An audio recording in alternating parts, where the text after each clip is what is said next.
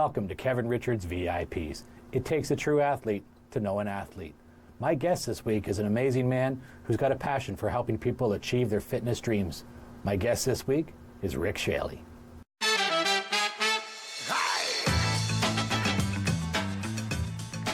We're sitting here at Sports Medicine and Rehabilitation, sitting with Rick Schaly, my guest today. Rick, this is a busy spot. I walked in here and I thought, yeah, I've seen the business from out on the street, and it looks like you got a few things going on in here. I had no idea how far back this place goes. Yes. You've grown a lot from where you originally started, and we'll get to that. But let's talk a little bit about the fact that you're a Barrie guy. Mm-hmm. That's awesome, right? And I want to talk to you a bit about that. So where'd you grow up, and what got you going into wanting to do this? Well, it's funny you say I'm a Barrie guy, because when I grew up, I struggled with people say, where are you from? And I'd say, well, Barrie. And they say, well, where do you live? And it's, well, kind of like Thornton, but not in Thornton. And it was like, well, I'm kind of out in the country. So I grew up in a farm. It was north of Barrie, and back then Barrie was 20,000 people. I remember. And it was a 15-minute drive to Dunlop Street, and there was no businesses and no Bryn Drive and no Saunders and nothing out that way. So I grew up, Kevin, on a farm a little south of Thornton, and grew up with my brother Dan, and we farmed. My dad was an immigrant from Holland, and he was a farmer, and so it came naturally for him to. Hard-working Holland guy too, yeah, right? Yeah. So what did you grow up in the farm? So the farm was mainly beef cattle and cool. Hay and straw, and he did his crops. And he also worked at General Tire at the time, too. So all the extra work was kind of downloaded to So genetically you're getting a lot of the hard-working aspect of things, right? Being a farm guy for sure, yes, right? Absolutely. So I know your brother Dan a little bit, too, and you're talking about another guy who's definitely taken off career-wise and very hard-working, and you guys are both really respected in the community. Thank you. I really like that we finally get to talk to you. And one of the things I think people don't realize is how much you do in the community. So you're a referee, and you get involved in obviously the sports medicine aspect. But what got you going into this direction from school? Like, you went through high school and you decided what? Right. I guess I was a fortunate kid, because early on I knew what I wanted to do. Now, it took a bit of time growing up on the farm. I thought, okay, I'll be a welder, I'll be a millwright, I'll be a machinist, and so I went through the co-op programs at high school, and quite early decided I didn't want to be any of those professions. And being active, we were kind of hockey crazy growing up, and we played baseball and all the sports. I wanted to do something in the athletic, scope. So.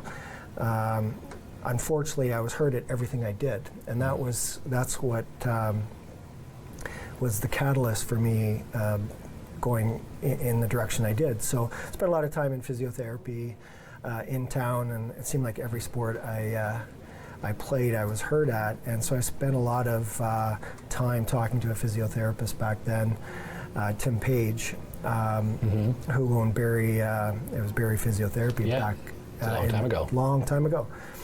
And so, my dream was to do something, as a young hockey player, it's the NHL, and I came to, light very early that I wasn't very good. So it wasn't going to be for But you were hockey. trying, and that's a big deal, right? You were driven to try that. And some people just look at that and they go, I could never do that. Yeah. But you were trying. Yeah, and so, we were very motivated, and so that actually started my referee career too, and part of it was I needed a job.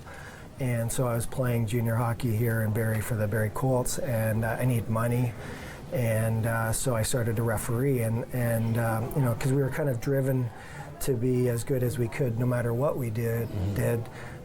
So I worked hard at being, a good referee, and unfortunately, at a young age, I climbed the ranks rather quickly. And the same thing happened for athletic therapy. Is that was an option to work at a team level or in a clinic, and I wanted to work with athletes, and so that's how it all started. And originally, because I was hurt so much, I had talked about with Tim back then, how do you get into physiotherapy? How do you get into athletic therapy? And just the different career choices and what I needed to do academically. And so Sheridan Good to have College, a mentor like that. Yeah, and so Sheridan College back then was a pioneer program that had launched a program called athletic therapy. So around what time was this? What year, roughly? I was right, 1986. Yeah. Now, would you say back then, because sports, and sorry to interrupt that, but sports has really taken a whole big turn, right? More and more people are getting hurt with everything from concussions to changing equipment in hockey and other sports.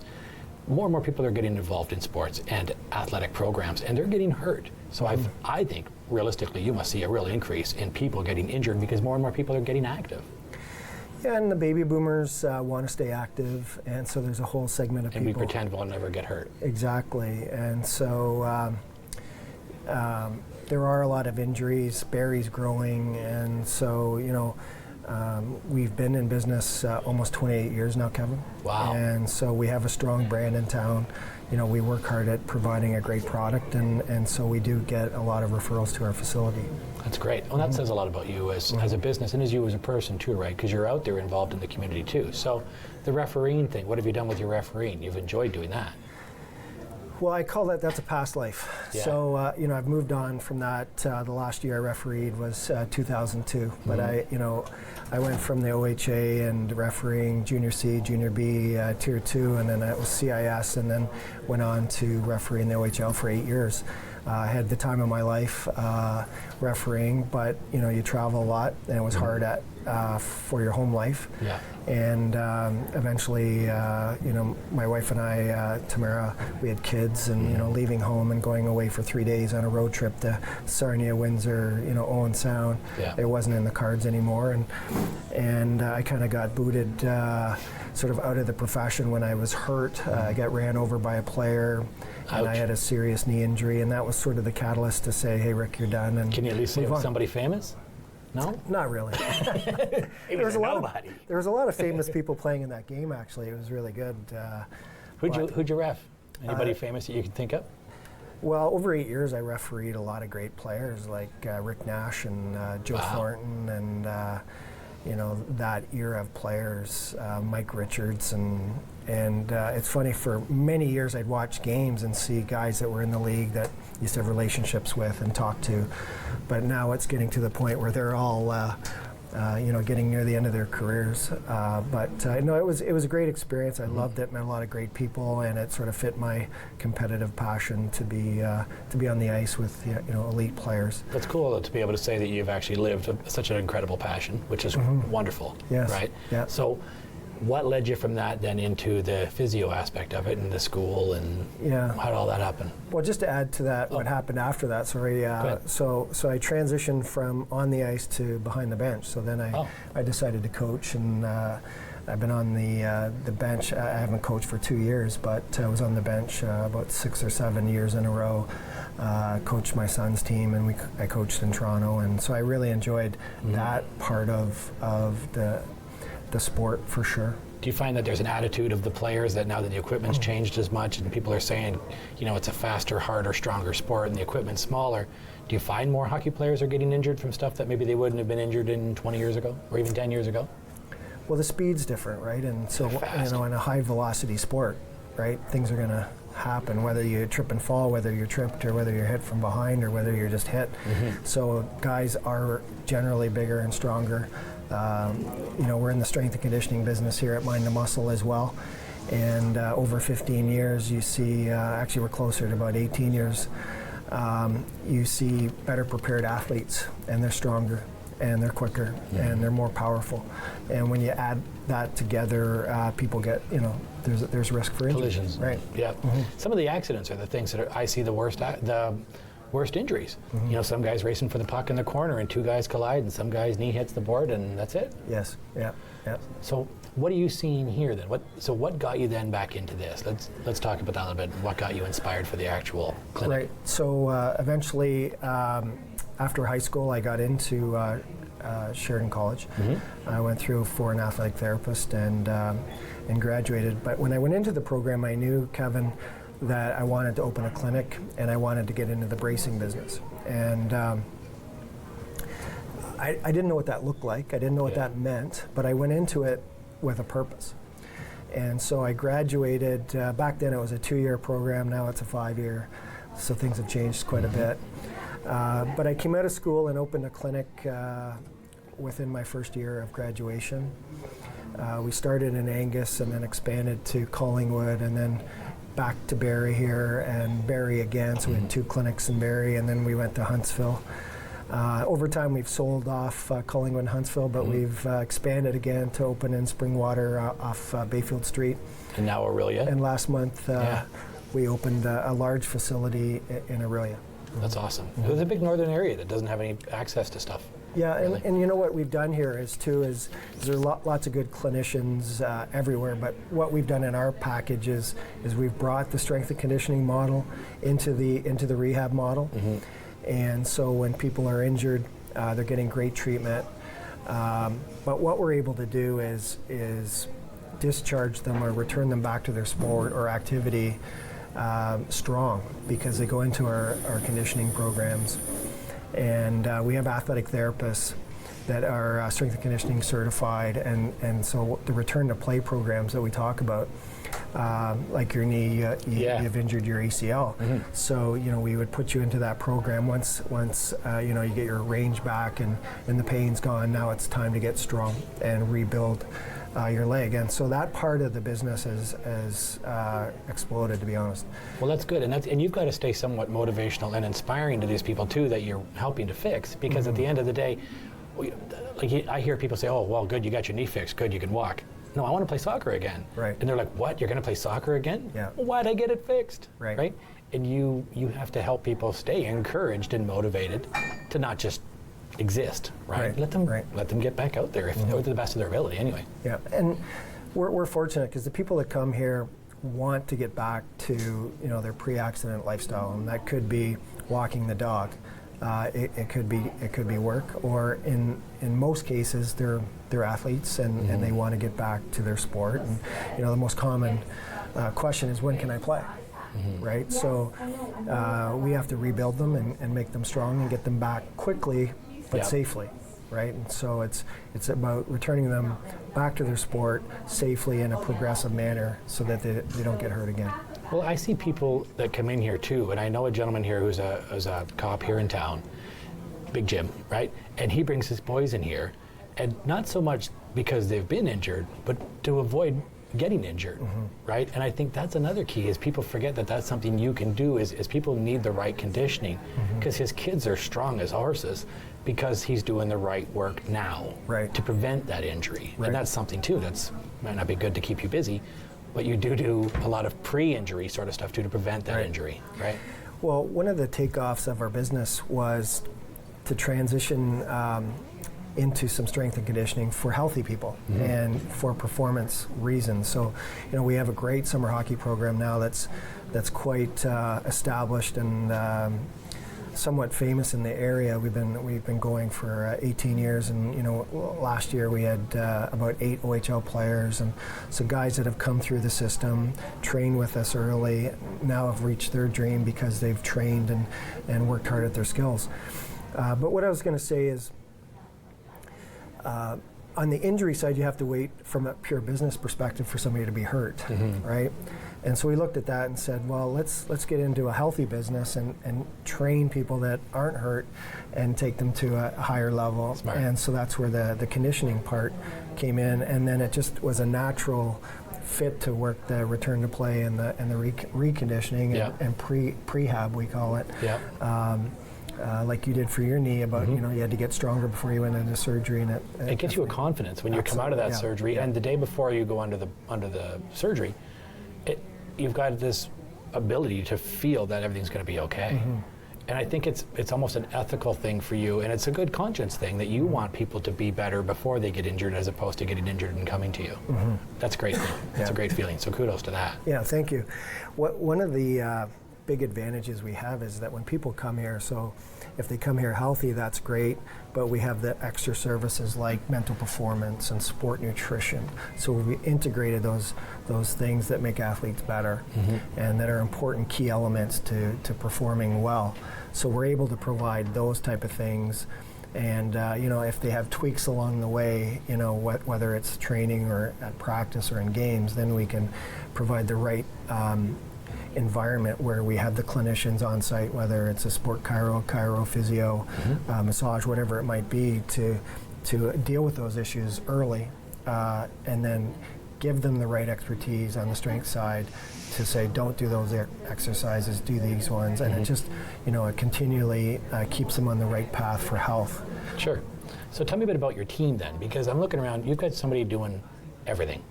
It's not, and I don't mean that like one person's doing everything. I mean like you've got somebody who can do, or different people doing different things. You've got people doing legs and arms and physio and health and all kinds of different things in here. What's your team like in here? How diverse is this team? Well, I'd have to say we have an incredible team, and I say that honestly, that our staff here are incredible, and so we have passionate physiotherapists and chiropractors and massage therapists and strength coaches, and we work with some of the best orthopedic surgeons and sport med docs in the area that come into our facilities, and so what makes it work though is nobody's siloed. It's the physio isn't by himself treating people. He's working together as a team, and when they need reconditioning, they work closely, and the communication's there, and the continuity of care is there. And whether it's physio to chiro working together and massage, we have all the services under one roof. Well, that creates genuine care, because if somebody's able to say, hey, this is more your field, why don't you come over here? Right. And they can count on each other, right? To make that one person their goal. Yeah. To prepare. And the constant skill building is, there's an energy in our facilities, because people are always, cross-training and cross-learning and learning things from other professions. And so, our staff continually is energized with new skills, and when we constantly bring in high-level speakers and training, and I'll walk in and there's a buzz in the room because people are learning, and people that are passionate, when you give them something new to learn, they just continue to thrive off it, right? And they're able to bring that knowledge to their patients, and have an immediate impact on other people's lives. Well, that's that great old Richard Branson quote. I'm not going to say it accurately, but it's not so much about that the customer needs to be taken care of. It's your staff, your people. Take care of your people, and they'll take care of everything. That's right. Right? Yes. So what do you find is the passion behind all these people? Do you find that you, other than being obviously a good leader, what's the passion here? Do you think everybody's feeling it too? Well, I think the passion comes from the environment that my wife and I, Tamara, have worked to create. So, we are a big business, but we try to keep it a small family business at the same time. Yeah. Where we're over 100 employees now, and so with that said, we work hard to build constant teamwork, and I mentioned the education, and people want to work in a facility that is constantly doing new and innovative things. Yeah. And the other thing that we really work hard at is the community. So we're in the community, and absolutely you are. We're at charities, we're helping charities. If there's events, this weekend Mariposa is doing an Oktoberfest skating gala, and we're there covering that event for them. Nice. So whether it's injury care, injury prevention, or just helping in the community, and we've got behind Push for Change with Joe Roberts, and so Joe came to us before he started his walk and push. He came and trained with us. He got us, hey, Greg, our sport nutrition expert, came in and got the right counseling there, and we looked at his feet, and we gave him some orthotics, and so we kind of gave him some of the tools he needed to walk across Canada. For sure. And so we were there, and then we tried to drive some fundraising around that. And well, I saw him when he first announced that this was happening, and I was thinking, boy, it would really suck if he got like 100 kilometers and all of a sudden just got injured. Because this guy going to do my it. back. Oh, my back. I'm out. Yeah. So, and then Zach. Zach, you helped with Zach as well too. And the same thing happened with Zach. We were so happy to get behind this, great kid. Wow, great what a kid! And so he came and he trained at Mind to Muscle for a few months before his. And that's a sister company. Yeah, so Mind to Muscle is our strength and conditioning brand. So he came to you. So he came to us and we trained him and helped him with some nutrition and guided him and said, this is what you're going to experience, and so we got to train for that and set some goals. And he's a great kid, and he came in here and he worked hard, and so that, we were great to get behind that. And he even seemed to inspire Trudeau. Like when he met Trudeau, Trudeau was just like, what's this kid really doing? Like, honestly. Yeah. We're also passionate about the Start Talking Cup in Barrie, and which is nice. We're proud to get behind mental health in Barrie, and so we work with the AAA organization here from Barrie and North Central Predators, and we feel that's important, and so our value system was, the community has been good to us. We need to give back, and I say to my staff, we need to make Barrie a better place to live in. And so, we work hard at helping our community be a better place. Something I'm really passionate is Thursday night under the lights. I played high school football.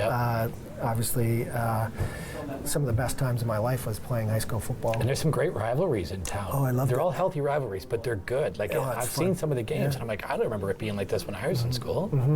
So we get behind that event because it's a great community event, and we support it, and we help bring in the bleachers and the lights and sponsor that event. So. And you recently, not too long ago, received the Diamond Jubilee.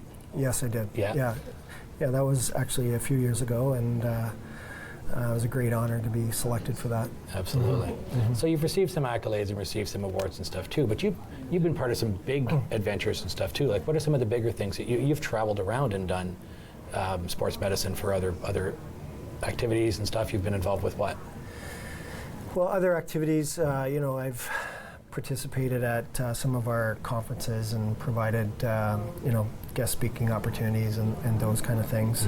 We do travel. We do provide a medical team to events in our area. And recently the PGA event came to National Pines about a month ago, and so we had a medical tent there, and we looked after the golfers. They came here and trained. That's a big deal. And we treated probably 4 or 5. We ended up sponsoring Drew Nesbitt from that local golfer, and so again, we're happy to get behind great people in our community. He wants to get to the next level. He wants to get to the PGA level. Awesome. And, That's he's exciting. one stroke away from getting through the Canadian Open. Well, what is it? 67 is a cut, isn't it? Somewhere around there, isn't it? Yeah, I'm not sure. He was one stroke off. I can shoot a 68, and then I do the back 9. Yeah, exactly. Yeah. I'm with you. Nice. Yeah. So one of the things that I find is fascinating about what you do is you manage to do it, and you're so humble, but you're always optimistic. And I find that when people get injured, there's always that chance of depression. People can get really, really run down. They can be injured and not feel like they're getting any better right away. People get impatient. And the other thing people tend to get dependent on, and it's really sad and unfortunate, is they get dependent on the perks and whatever else, and they pick up the oxycodone, and they think that that's going to help them through it. We've got an addiction problem here, obviously, in the city of Barrie. It's taken off like crazy. Yes. But how do you find it is dealing with people who tend to think that they're just going to take a pill to, cover up the pain for now, and get them inspired to come in here? Well, it starts with, if we can get them in the door, it starts with goal setting, and there's no easy way to anything in life. And if you're injured, if you're in pain, it takes some goal setting and some planning. And so I think when you can set a plan in place, when you can let the client know that we have all these options, right? And whether it's acupuncture or shockwave, or we've got a big bucket of services that we can provide, that there is help. And if we can put a plan in place and they see the plan, and generally that gives them some confidence that they're going down the right road. And if they're working with one of our passionate practitioners, then hopefully we can get them on the right road and solve their issue. Good, because there are those doctors out there that just don't, and I don't want to call it hand-holding, but you guys are actually holding hands. You're helping people get through this, and you've got, you obviously have access to some, the Barrie branch of the CMHA is fantastic, right? So you've got these great support groups around town. Do you find that you have to outreach to those guys once in a while and try and help somebody get through a struggle? one of the things, Kevin, we say is always find a solution. So if we've hit a roadblock and somebody's not getting better, whether it's internally, and they've been coming for physio, then if they've hit a block and they're not getting better, then it's try another physio, it's try chiro, try massage, try acupuncture, any one of the things that we offer internally. If it's something that's out of our scope, then it's, okay, what are we going to find? What solution are we going to find for them in the community? And it's important that we pick up the phone and make the call to the right organization, and we do that, right, to make sure that people are on the right path. Because part of healing your body is getting in here sometimes too, right? Absolutely. Because it's those people who get up in the morning and they go, oh, I went to the gym last week, I'm not going today, and then they just sit down and they don't go. And then there's the people who do, and the people who do, not necessarily the gym, but physio, or they're eating right, or they change their diet. It's all starting here, right? And so to get here, people have to be prepared that this is also going to make them feel better too. Right. Because if you're walking properly and your back isn't hurting, or whatever the injury may be, it lifts, right? Absolutely. So what do you find is like a message that people could take in about that? Like, do you have what would be the Rick Schaly message to say, hey, it's okay to come get physio, or let's get you taken care of? That's a good question. It's starting the plan, and that's the hardest point sometimes is, starting your exercise program or starting your own recovery pathway. It's if you can make the first phone call and get started and see the right person, then, things will take care of itself. I think it's a great message. It's that getting started. It's the initial force, right? So what's next for Rick Schaly? What's next for you guys? What would you like to be doing? Well, I like what I'm doing now. Yeah, but I mean like the next level. Where do you want to take this? Kevin, I love what I do here. Awesome. I love coming to work. I'm passionate about it.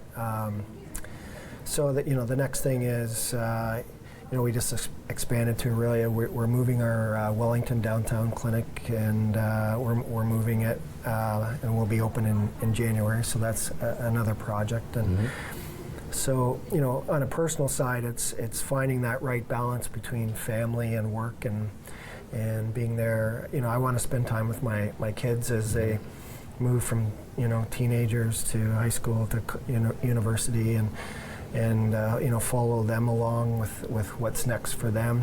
So it's important to try to find a pathway that's manages work life and home. That's good. So what's the one thing that you want to do when you're not here?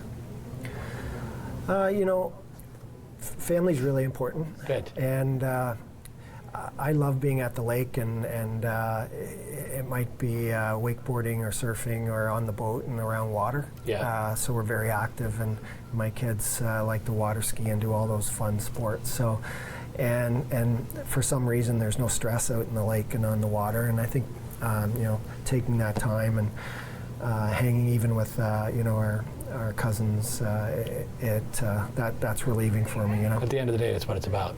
Yes. Yeah. Well, I've really enjoyed getting to know you even more today, Rick. I knew some stuff about you, and today has been very enlightening, and I wish you more continued success and happy healing. Great. Thank you. Thank you. Appreciate it. Appreciate it, Rick.